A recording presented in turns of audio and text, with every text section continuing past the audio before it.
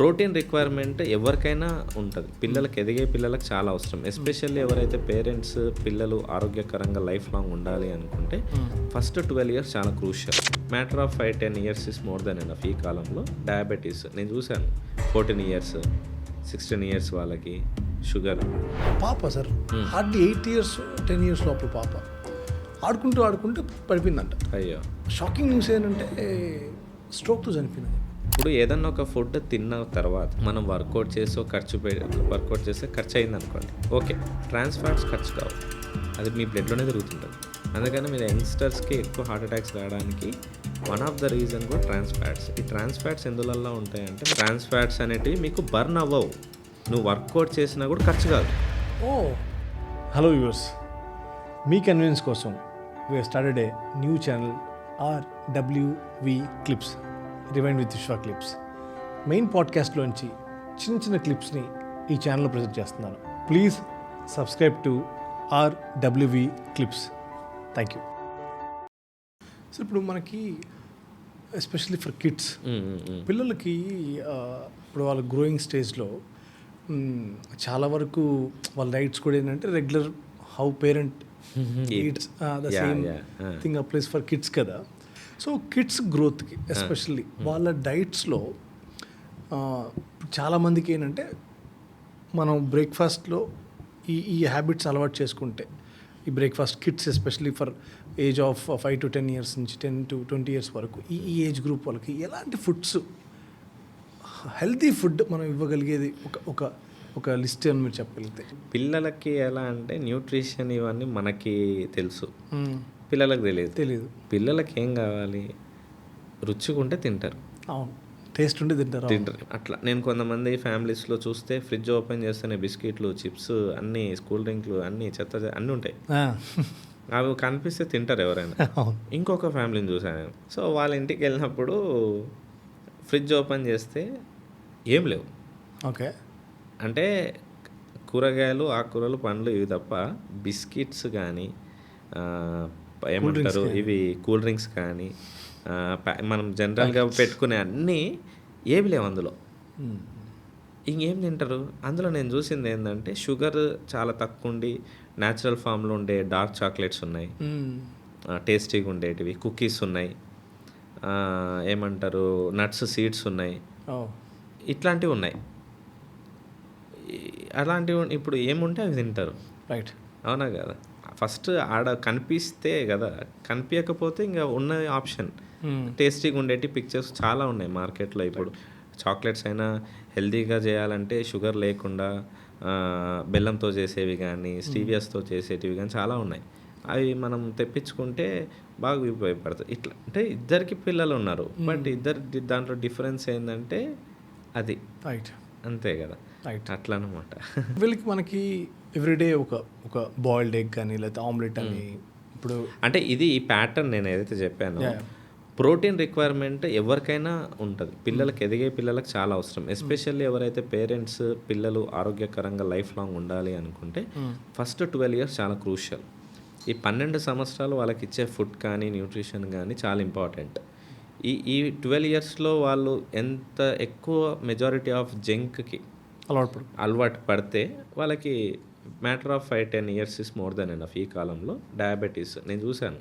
14 years 16 years వాళ్ళకి sugar.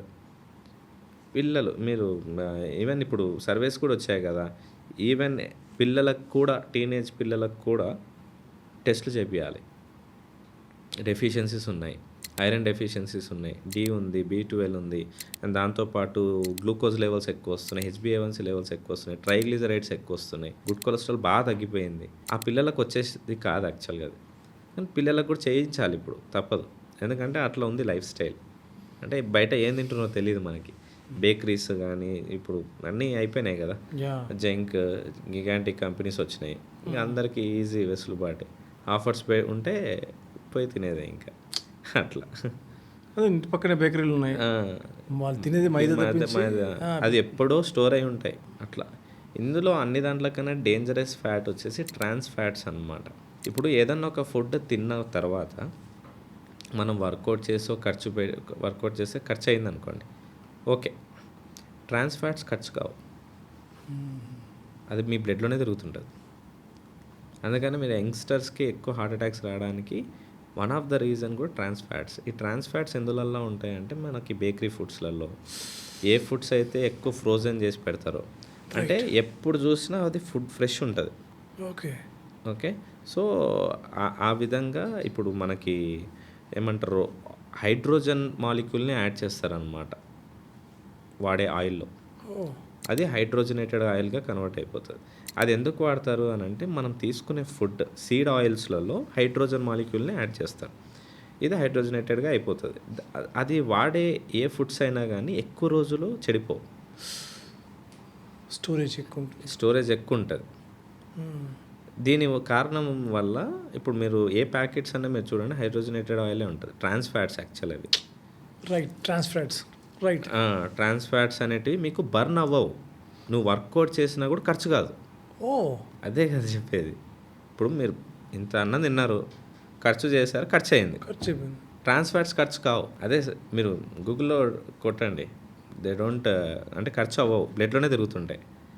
దానికి మళ్ళా అది అందుకనే మనం చూస్తే బ్లాకేజెస్ కానీ హార్ట్ అటాక్స్ కానీ యంగ్స్టర్స్కి ఎందుకు వస్తున్నాయి అంటే ఎక్కువ జంక్ తింటారు. వాళ్ళు ఏం లావు ఉండరు, సన్ననే ఉంటారు. అది నాకు ఇది ఎందుకు అనిపించిందండి సార్, నేను ఒక 2 days బ్యాక్ మా ఫ్రెండ్ నేను డ్రైవ్ చేసుకుంటుంటే కార్లో వెళ్తున్నా, తను చెప్పింది ఏంటంటే పాప సార్ హార్డ్లీ 8 years 10 years లోపల పాప ఆడుకుంటూ పడిపోయిందంట. అయ్యో. సరే జనరల్గా ఏదైనా సమ్మర్ కాబట్టి ఏదైనా అదే డిహైడ్రేషన్ వల్ల ఏమైనా ఉంటుందని చెప్పేసి హాస్పిటల్ తీసుకెళ్ళారు. షాకింగ్ న్యూస్ ఏంటంటే స్ట్రోక్తో చనిపోయిందని. అయ్యో, 8 years 8-10 years బిట్వీన్ అంతే. నాకు అసలు ఎవరైనా ఎక్స్పెక్ట్ చేస్తారు అసలు ఎవరు ఎక్స్పెక్ట్ చేస్తారు ఆ ఏజ్ గ్రూప్ సార్? నిజంగా అది అన్ఎక్స్పెక్టెడ్గా సార్. ఇప్పుడు ఎంత ఎనర్జీ ఉంటుంది. మీరు నేను చెప్పినప్పుడు నేను ఆల్మోస్ట్ కొన్ని ప్యాకేజ్ ఫుడ్స్ చూస్తాను కదా, ట్రాన్స్ ఫ్యాట్స్ అని ఉంటాయి, మెన్షన్ చేస్తారు.